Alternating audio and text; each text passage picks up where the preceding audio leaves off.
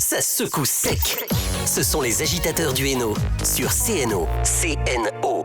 De retour sur CNO depuis What Home à Valenciennes, nous avons le plaisir de recevoir Sonia Elgaro. Bonjour Sonia. Bonjour. Pour parler culture, Marie-Laure, je te laisse la parole. Bonjour Sonia. Bonjour Marie-Laure. Bienvenue. Merci, moi je suis ravie d'être avec vous. Alors, donc pour commencer, on voudrait faire un tour sur votre parcours avant de nous parler de votre nouvel album Rue de Famars. Oui, le premier. Il était temps. Voilà. Et donc, avant donc de faire cet album, pouvez-vous nous parler un peu de votre parcours ? Oui, alors l'album, j'ai commencé quand même par le titre de l'album, comme il s'appelle Rue de Famars. Eh bien, le parcours, c'est le parcours d'une Valenciennoise de naissance. Je suis née à Valenciennes, j'ai fait toutes mes études jusqu'au bac. Puis après, je suis partie à Paris pour mes études universitaires à la Sorbonne. Et je suis revenue à Valenciennes après la naissance de mon 3e enfant. Donc, retour aux sources. Et cet album s'est construit, je vais dire, sur 4 ans, tout doucement.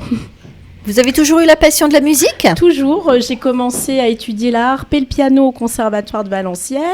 Et puis, voilà, oui, j'ai voulu toujours chanter, faire de la musique très jeune. Je ne suis pas issue d'une famille de musiciens, donc il a fallu que je bataille pour que mes parents acceptent que je fasse de la musique. Au début, mon père n'était pas trop pour.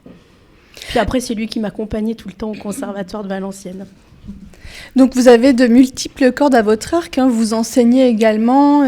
Alors aujourd'hui, je n'enseigne plus parce que j'aurais plus le temps. Mais mon premier métier, oui, j'étais enseignante-chercheur.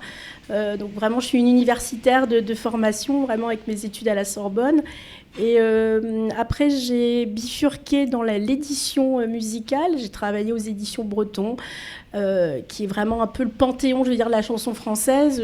Parce que j'ai travaillé aux côtés de Charles Aznavour et il y avait les droits d'Édith Piaf, de Charles Trenet. Donc j'avais comme ça l'impression d'être très entourée par tous ces êtres de talent que j'ai admirés qui étaient disparus. Il n'y avait que Charles Aznavour de vivant quand je suis arrivée aux éditions. On les oublie pas, ils ont disparu mais ils sont toujours là. Hein. Leur œuvre restera toujours.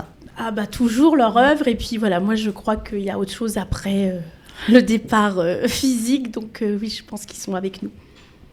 Et ensuite, donc, après l'enseignement, donc vous dites de la maison d'édition, et quand vous êtes revenu donc sur Valenciennes, c'est là que tout a commencé, donc l'écriture. Alors j'ai toujours écrit, mais je passais pas moi devant parce que j'ai écrit pour d'autres artistes, notamment j'ai rencontré le premier qui m'ouvre une porte et qui me présente d'ailleurs Charles Aznavour, c'est Claude Lemel, qui est un auteur vraiment chanson française. Joe Dassin, etc. D'ailleurs, Jonathan Dassin, un des fils de Joe Dassin, est devenu vraiment un très très bon ami à moi. Et donc voilà, j'étais très timide, je n'osais pas me montrer ce que je faisais. Et puis Claude Lemel a écouté mes compositions alors qu'il est venu assister à une conférence à la Sorbonne. Enfin, on donnait une à la Sorbonne, donc on s'est croisés à la Sorbonne. Et là, comme j'écrivais, j'ai osé lui dire, puis il a trouvé ça pas mal, donc ça a commencé comme ça. Et donc ici, en fait, ces derniers temps, vous avez aussi fait un spectacle pendant 4 mois à Paris, c'est ça ? Et oui, ça c'est une aventure vraiment inattendue parce que je suis seule en scène. Donc c'est vraiment un seul en scène musical parce que j'ai des compositions. Donc j'alterne des chansons avec des parties de théâtre et puis une interaction avec le public qui est divinatoire. Voilà, je ne sais pas si on va en parler, j'ose pas en dire trop tout de suite. On peut parler de votre univers. Hein. Je peux être bavarde. Vous n'auriez pas dû dire ça, vous allez regretter. Donc oui, vraiment la divination. Alors, sur scène, moi j'ai créé le spectacle le 30 septembre ici, là 2023, sur la scène du théâtre du gymnase Marie-Belle à Paris. Donc c'est vraiment un beau théâtre.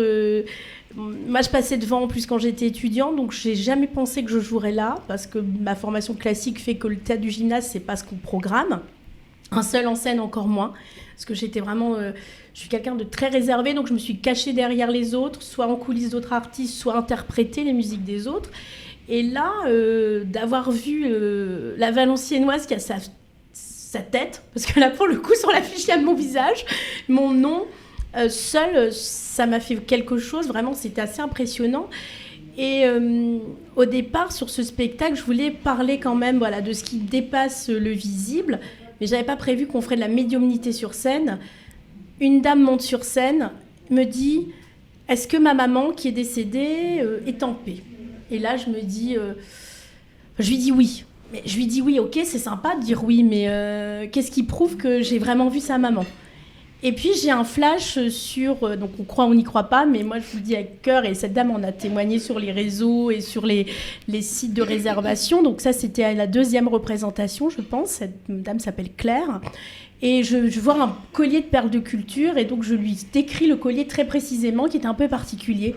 La dame se met à pleurer alors que mon spectacle est censé être une bulle de bien-être. Une parenthèse enchantée où on laisse à la porte les soucis. Ce sont des larmes de joie en fait. Et là voilà, elle pleure. Oui, le soulagement. Et en réalité c'était ça. Et je vois le silence dans le théâtre. D'un coup, je me dis comment je fais, qu'est-ce qui se passe en fait là, qu'est-ce qui se passe. Donc moi-même j'étais surprise et comment on continue le spectacle. Et en fait tout le monde a arrêté de parler parce qu'il se passait quelque chose de très particulier, très fort. Et ça a été la porte ouverte vers la médiumnité que j'ai, mais qui n'était pas prévue sur scène. Sur scène, je voulais vraiment faire un peu de divination quand même, parler de l'actualité, de l'avenir, malgré tout, de faire des prédictions à certaines personnes qui montraient sur scène. Mais je n'avais pas prévu le contact avec des défunts. Et donc, du coup, je me suis retrouvée à nu, en public, à présenter quelque chose que je n'avais jamais fait, mais qui est en moi depuis que je suis enfant. Parce que depuis au minimum l'âge de 7 ans, je me souviens faire des rêves prémonitoires et être entourée par les forces de l'esprit, que je vais appeler comme ça. Et là, je me suis retrouvée sur scène face aux spectateurs, parce que je me suis dit, c'est coup de poker si je lui dis oui, elle va bien.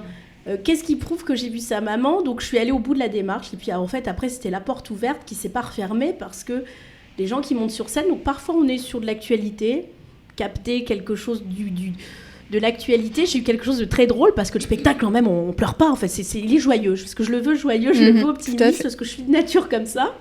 Mais il y a par exemple une personne qui est montée sur scène. C'était très drôle parce que elle avait plusieurs hommes dans sa vie. Voilà, bon, ça peut arriver. Chacun en fait ce qu'il veut entre adultes consentants. Moi, je suis pas juge. Mais elle était venue avec un de ses compagnons dans la salle. Et là, je vois quand je dis il y a plusieurs hommes. Elle regarde tout le monde, elle se retourne sur la scène, sur ses spectateurs, puis elle dit « Oh, elle est impressionnante, Sonia, c'est dingue !» Mais je comprends qu'il y a un malaise parce qu'elle regarde aussi un homme très précisément. Donc je retourne avec... je me dis, je vais pas casser un couple. Je suis là pour, parenthèse, le bien-être karmique. Donc, qu'est-ce que je fais ? Eh bien, je tourne ça à l'humour. Donc là, il y a vraiment une part d'improvisation et de l'artiste qui reprend alors dessus justement, sur la médium. c'est ce que j'allais vous dire. C'est rigolo. Et parce que il faut quand même arriver. Alors vous passez du théâtre à la chanson et à la chanson à l'art divinatoire. Comment vous arrivez à lier ces trois éléments ? Alors ça a été la grosse problématique de mon spectacle. Pas problématique, non, parce que ce serait négatif. Le challenge du spectacle, c'était comment j'allais faire les transitions entre la musique. La musique, c'était inévitable. Il fallait que j'ai de la musique. Je suis vraiment musicienne avant tout. Il fallait que je me cache soit derrière ma harpe, soit derrière mes claviers de synthé, parce que je fais beaucoup de musique électro sur scène. Mais le théâtre, ça permettait de faire des transitions entre, justement... Donc, je parle pour... Puis la divination, elle arrive à un moment... où moi je le sens. Donc c'est jamais au même moment. C'est pas toujours évident pour les régisseurs du son et de la lumière du coup parce qu'il faut me suivre. Mais comme je fais des choses très simples, même au niveau de la lumière, voilà, c'est pas. Là, je vais jouer à Saint-Quentin dans les Hauts-de-France. C'est ma première date. Je vais le faire au cinéma. Donc là, je suis en train d'envisager vraiment un son et lumière. Donc on va projeter des images. Ça va être une première tentée différemment de Paris que j'ai joué jusqu'en décembre. Pour répondre à la première question, je me suis un peu perdue. Voilà. Vous êtes une Valenciennoise, hein ? Oui. On peut peut-être basculer vers votre nouveau disque, nouvel album. Alors... Enfin, vous disiez tout à l'heure que vous étiez impressionnée de voir votre affiche à Paris, mais on a quand même quelques artistes valenciennois. On peut faire un clin d'œil à Pierre Richard, par exemple. Il est de Valenciennes aussi.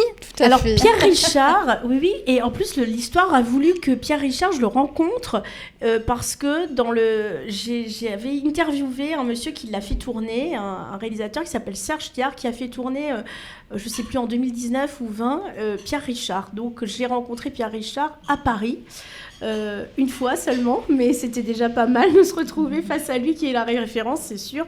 Et oui, Valenciennoise qui se retrouve comme ça, oui, il y a de la petite fierté de se dire que c'est pas mal pour la petite provinciale que je suis. Et que je reste, et j'en suis fière. Fière d'être valencienne. Oui, rue de Famars, Sonia. Oui. On peut en parler ? On peut en parler, pas de problème. Alors, rue de Famars, c'est un premier album. C'est la première fois que je sors un album en mon nom, auteur-compositrice. J'ai écrit 11 titres. Rue de Famars, c'est un des singles. Et au moment de choisir le titre de l'album, c'est pas un album sur Valenciennes, mais il y a déjà Royal Hainaut qui parle quand même de Valenciennes. C'était le premier single. Qui a été tourné là-bas d'ailleurs. On a tourné le clip là-bas, mais il y a 1 an, non, deux. Et j'ai pris du temps. Et rue de Famars, ça me semblait évident. Je me suis dit, mais c'est mon enfance, c'est ma ville.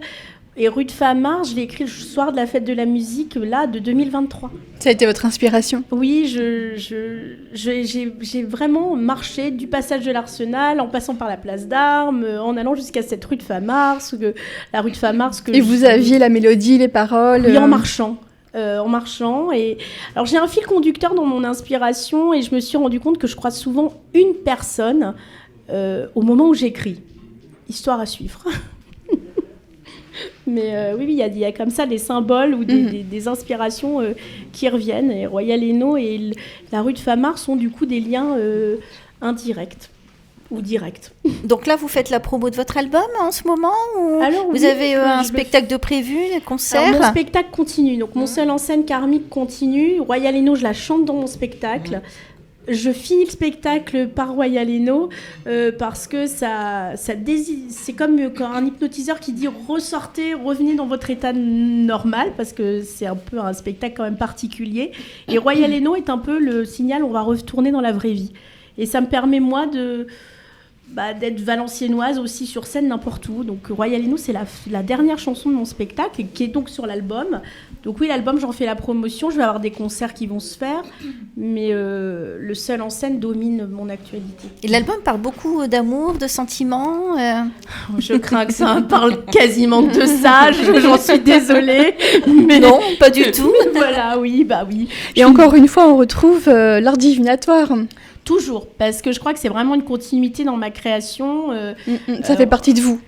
Oui, en fait, j'ai rencontré un monsieur qui s'appelle Valérie Zetoun il y a 2 ans, producteur, ancien directeur artistique chez Universal, que les gens connaissent par une émission qui était Popstar, ou je ne sais plus laquelle sur M6, où il a révélé des gens comme Chimène Badi ou autre, mais il a surtout produit même encore la tournée des Vieilles Canailles avant le décès de Johnny Hallyday, où c'était Dutronc, Hallyday...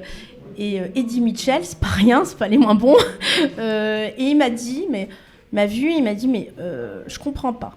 Tu es musicienne de formation classique à haut niveau, le Conservatoire de Paris, la Sorbonne, tu es une vieille âme. Donc lui, il avait capté ce côté divinatoire un peu chez moi et tout ça, médiumnique. Donc ça m'avait quand même impressionné. Il me dit, moi, un jour, il faut que tu rassembles tout ça en un. Et ça, c'est ce que je fais en ce moment avec mon spectacle karmique. Parce que j'ai enfin osé être totalement moi, parce que c'est pas incompatible d'être auteur, compositeur, d'être médium et de pouvoir faire rire. Et vous êtes également en train de faire une création de déposer une marque, si on peut dire. Alors ça y est, oui, elle est déposée. Je suis en train de créer donc là la société vraiment qui porte mon nom, ça fait très prétentieux. Donc Sonia Elgaro, ça s'appelle, voilà, tout simplement. Mais c'était. Il n'y a pas de prétention, c'est toute. Après Sonia Riquel, bon, voilà, et pourquoi pas une deuxième Sonia, allons-y. Et non, mais voilà, oui, non. Et là aussi, l'art divinatoire est présent dans mes créations. Donc, je suis vraiment partie sur des dessins à la base que je faisais pour me détendre. Et parce que la musique, c'est quand même devenu mon métier, même si ça reste une passion et que ça me détend aussi. Mais je griffonnais beaucoup depuis longtemps. Mais je trouvais que je dessinais mal. Donc, puis finalement, d'autres gens m'ont dit que je dessinais pas si mal. Et voilà, donc par exemple, il peut y avoir des thèmes sur des thèmes... soit ce sont vraiment des commandes spécifiques où on va dessiner le thème astral vraiment de la personne, que moi je réalise et après je dessine et quelqu'un d'autre fabrique, c'est pas moi, donc je vais avoir des partenaires, que ce soit des fabricants. Ce sont des objets décoratifs, en quelle matière ? Alors c'est du linge de maison, de la vaisselle et c'est vraiment ça. D'accord, donc de l'utilité et de la décoration, et vous dites du linge, donc... Oui, des nappes, des choses comme ça, où on va vraiment avoir un côté vraiment très personnalisé ou personnalisable, et puis aussi des lignes plus générales, mais ça tourne autour de ce qui est divinatoire. C'est moi, donc... oui, bien sûr, mais... Et l'idée toujours du bien-être, d'une sérénité retrouvée, ça c'est vraiment la ligne conductrice de tout ce que je fais. J'ai envie de... ça se ressent en vous et ça se voit dans le clip de Rue de Famars également, ça se ressent beaucoup. Oui. Et ce qu'on m'a dit sur scène, parce que finalement, moi au départ, j'arrivais moi-même pas à décrire mon spectacle. Et les spectateurs m'ont aidé à mettre des mots. Et ils m'ont dit... parenthèse enchantée, détente, on ne voit pas le temps passer, c'est comme si le temps s'arrêtait. C'est pour ça que j'ai repris, je ne suis pas hypnotiseuse, je ne sais pas faire d'hypnose, mais j'ai pris le parallèle avec l'hypnose parce que c'est comme si le temps s'arrêtait, c'est ce qu'on me dit. Et qu'on ressort rechargé en bonne énergie. C'est pas toujours évident de parler de soi, de son travail, d'avoir une vue... Je ne sais pas très bien faire en tout cas. Marie-Laure, il y a une autre actualité pour Sonia, je crois. Oui, donc il me semble que vous avez écrit un livre qui sort bientôt. Eh oui, ça s'appelle Mon élu paranormal, tout est dit. L'amour et l'ésotérisme encore et toujours. Et, vous voyez, donc il sort en mars. C'est une enquête sur fond d'un meurtre d'un élu parisien. Mais c'est avant tout une histoire d'amour. Et là, une médium qui est amoureuse de cet élu va mener une enquête. Et on peut le trouver où, ce livre ? On le trouvera un peu partout. Il sera d'abord en version numérique sur la Fnac, tout ça pour les tablettes. Et puis après en version papier. Voilà. Sonia, le temps passe très vite. Trop vite. Merci beaucoup. Je reviendrai. Vous revenez. J'étais bien accueillie. Écoutez, vous revenez quand vous voulez alors. Donc, voilà, merci. Merci avec plaisir. Merci. Les agitateurs du Hainaut, c'est terminé. Merci de nous avoir suivis. Vous avez la possibilité de nous retrouver sur Facebook Live et YouTube Live. Retour du Réveil en Rire, présenté par Patrick jusque 13h sur CNO. Ça secoue sec. Ce sont les agitateurs du Hainaut sur CNO. CNO.